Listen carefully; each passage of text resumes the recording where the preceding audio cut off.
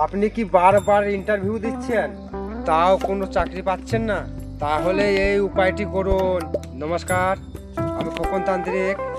যদি কোনো সরকারি কাজ করতে হয় এবং তাতে সাফল্য লাভ করতে হয়, সেই কাজ যদি অনবরত দেরি হতে থাকে, যার ফলে খুব ক্ষতি হয়, সেই অবস্থায় এই মন্ত্রটা প্রতিদিন স্নান করে শুদ্ধ বস্ত্র পরে শুদ্ধ আসনে বসে উত্তর বা পূর্ব মুখে বসে ধূপ ধুনো প্রদীপ জ্বালিয়ে 1108 বার প্রতিদিন জপ করবেন। তার ফলে সামান্য কাজের ফল পাবে।